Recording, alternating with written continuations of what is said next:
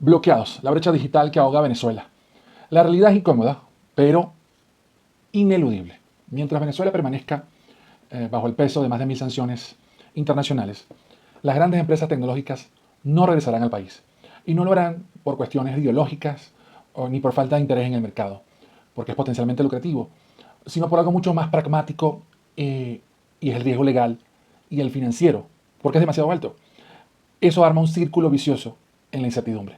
Venezuela ostenta hoy el tercer lugar mundial en el número de sanciones, solamente superada por Rusia y por Irán. Evidentemente, esta realidad ha transformado al país en un territorio prohibido para las grandes tecnológicas que mueven la economía global. Google, Amazon, Microsoft, Apple, Meta, Nvidia, las grandes que dominan el ecosistema digital global, no operan plenamente en Venezuela. Bueno, sin olvidar a Oracle y otras empresas de software. No porque el mercado venezolano carezca de potencial, sino porque las sanciones estadounidenses convierten cualquier operación dentro del país en ilegal. Y las multas por violación de las sanciones pueden alcanzar el 10% de los ingresos globales de una empresa de esta envergadura. Y para un gigante como Meta, por ejemplo, no se podría, esto podría significar, mejor dicho, una gran cantidad de miles de millones de dólares, así como para el resto de las grandes, ¿no? El recrudecimiento de las sanciones bajo la segunda administración de Trump intensificó este panorama y en febrero del 2025 el Ejecutivo prohibió la exportación de semiconductores, de software de seguridad cibernética y de otras tecnologías claves a Venezuela. Entonces eso nos empuja a entrar a un laberinto burocrático que ahuyenta la inversión en Venezuela. Incluso empresas con intenciones legítimas de operar en Venezuela enfrentan este obstáculo insalvable. Y el sistema de licencias del Departamento del Tesoro de Estados Unidos es complejo, impredecible y temporal. La consecuencia para el venezolano común, bueno, la ausencia de estas empresas no es una abstracción geopolítica, es una realidad cotidiana que afecta a millones de venezolanos. Los usuarios del país no pueden acceder fácilmente a servicios de cloud como AWS, como Azure, el mismo Google Cloud, y enfrentan restricciones en los pagos digitales internacionales. No puedes usar PayPal de manera convencional, debes recurrir a complejas maniobras usando tarjetas de regalo o criptomonedas o un intermediario para poder pagar una simple y básica suscripción de Netflix o de Spotify, ¿no?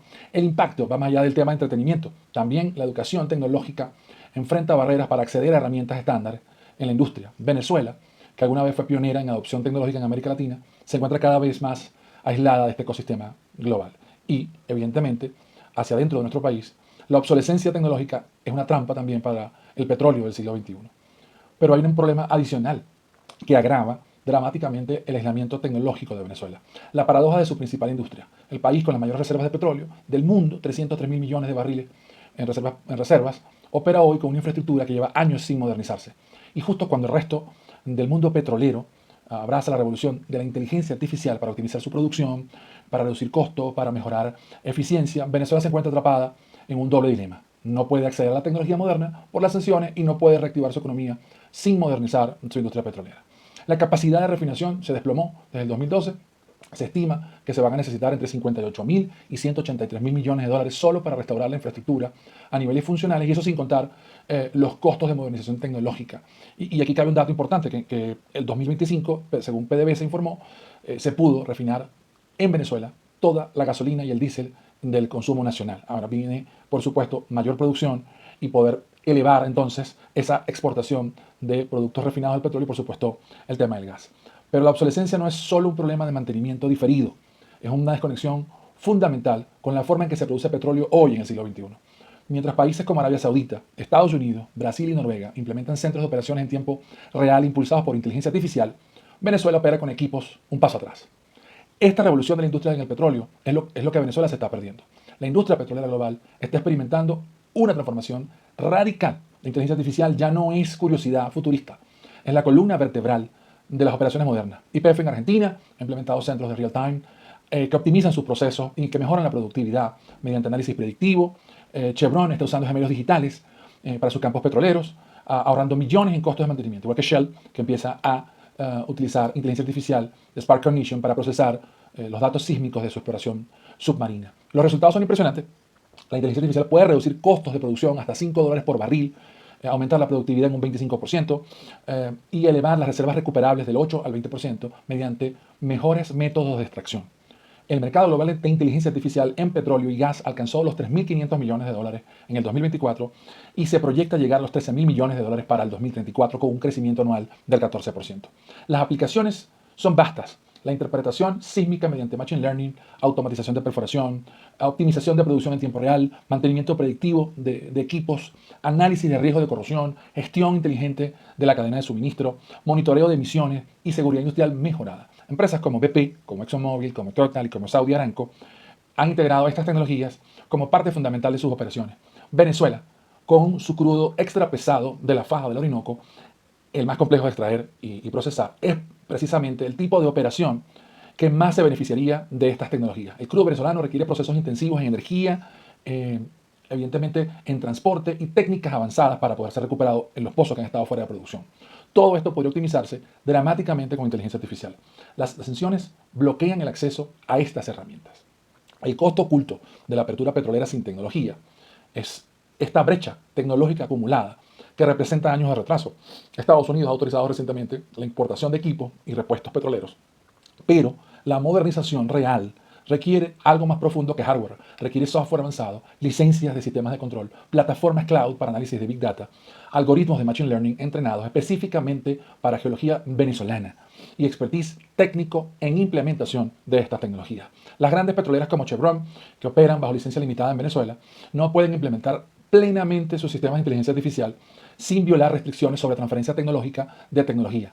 Microsoft, Google, Amazon, dueños de las plataformas cloud y los frameworks de inteligencia artificial que impulsan la industria en este momento, permanecen ausentes de Venezuela. Y el resultado, Venezuela podrá tener petróleo, pero opera como si estuviese en el pasado. Y aquí emerge otra dimensión del problema, la fuga de cerebros. Venezuela ha perdido sus técnicos petroleros calificados entre el 2013 y el 2025. Incluso si llegaran las herramientas de inteligencia artificial, donde AWS, Azure, Google Cloud Platform, Python para análisis de datos y TensorFlow como estándares básicos, ninguno de esos servicios opera plenamente en Venezuela. ¿Y cuál es el camino hacia adelante? Bueno, la ecuación es simple pero dolorosa. Sin ese cambio sustancial en el régimen de las sanciones, las grandes tecnológicas no regresarán. Y sin ellas, Venezuela seguirá operando con una mano atada a la espalda de la economía del siglo XXI. La pregunta es, ¿qué condiciones mínimas se necesitan para que el riesgo legal de operar en el país disminuya lo suficiente como para que la ecuación del costo-beneficio tenga sentido? Parece que la parte de esa respuesta está en esta nueva ley de hidrocarburos que se aprobó en la Asamblea Nacional, que está esperando por la aprobación del Ejecutivo y su respectiva publicación en la Gaceta Oficial para que entre en funcionamiento. Porque al final del día los venezolanos no están necesitando proclamas sobre autosuficiencia tecnológica ni celebran logros aislados. Necesitan acceso pleno al mundo digital y las herramientas que usan miles de millones de personas de las plataformas donde se construye el futuro. Y ese acceso, nos guste o no, está controlado por las mismas empresas que hoy consideran a Venezuela un territorio demasiado riesgoso. Hasta que las sanciones no cambien, las grandes tecnológicas no volverán. Y cada día que pasa sin ellas, la brecha digital en Venezuela, con el resto del mundo, se hace más ancha e irreversible. Recordemos que marcas como Microsoft, como HP, como Lenovo y como otras muchas más dejaron sus oficinas en el país para reubicarse en el resto de América Latina. Esta es la realidad que debemos enfrentar. No con resignación, sino con claridad sobre los desafíos que tenemos por delante. Si realmente queremos dar el primer paso a una Venezuela competitiva, con una economía diversificada, que se apalanca en la energía y busca nuevas fuentes de inversión y exportación, para no mantener este error de ser un país monoproductor y poder lograr la economía diversificada. Volviendo a ese gran mensaje que nos dejó siempre Oslar Pietri, de sembrar el petróleo. Tu opinión la espero aquí abajo del video.